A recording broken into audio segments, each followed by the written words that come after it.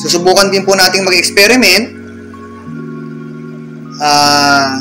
Papakita ko po sa inyo kung hanggang saan ang ilalaki ng mga BBS. Ayan. Kaya ngayon po, first day, monitor natin hanggang kailan ang lalaki niya.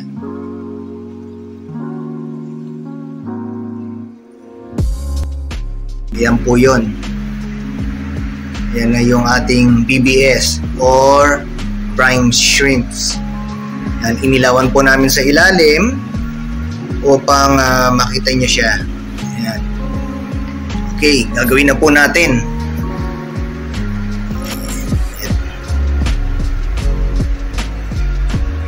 Ayan po. Kailangan meron pong pansala para doon po mapunta lahat ng ating BBS na na-hatch.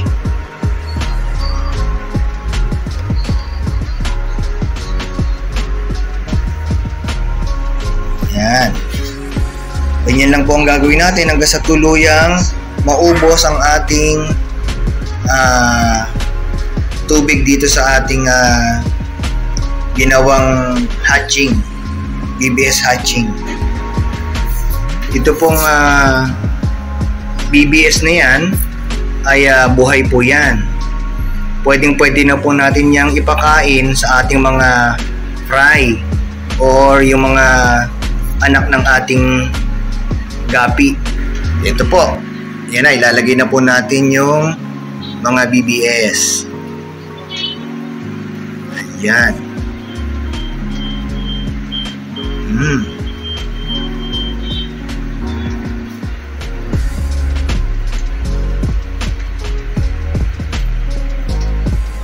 Mapapansin po natin parang dumi siya, pero actually po buhay po yan, hindi po sila dirt, lahat po yan ay gumagalaw na.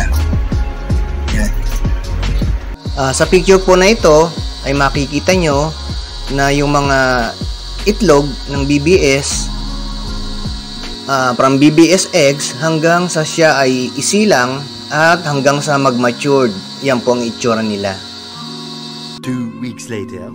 At ito na po tayo sa aming bubong. Ayan. Papakita ko po sa inyo yung ating progress ng BBS. Ayan. Sinubukan po natin ito na hindi lagyan ng oxygen. At ito po.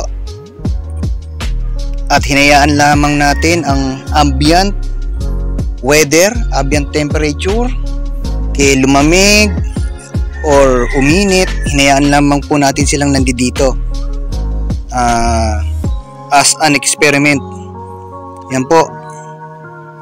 Teka, ilawan natin. Yan.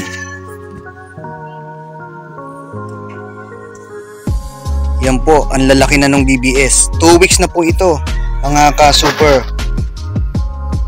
Yan, close up pa natin. Ayan.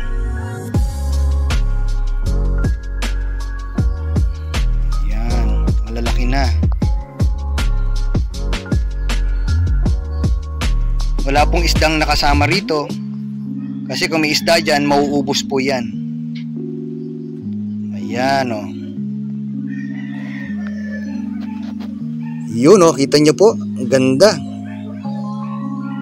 Yan ang itsura nila. At susubukan pa po natin itong palakihin.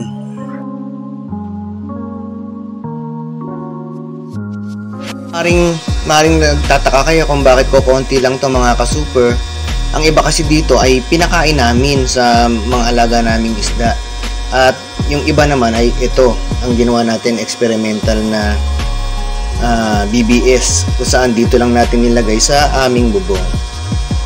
Several days later. Hello mga ka-super, ito na po.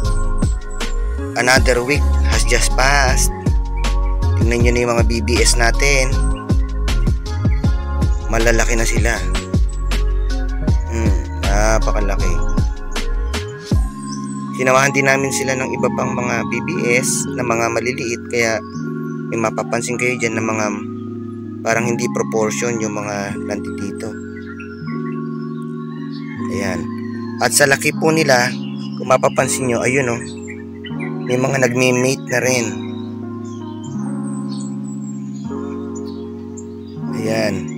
Nasa adult size na sila. Ayan oh. Kumaba na po siya ng nasa 0.5 cm. 0.75 cm. Ayan. Kumaba na po.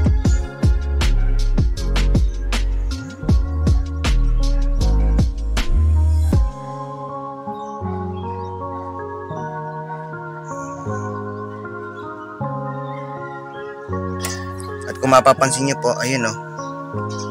Ayun. Yan. Nagme-mate na po sila. Yung dalawa po yun, magkapatong oh. Ibig sabihin ay kaya na nilang mabuhay sa kanilang sarili. Yan. Nang hindi na kinukulture. Kaya na nilang magparami sa kahit sila lang.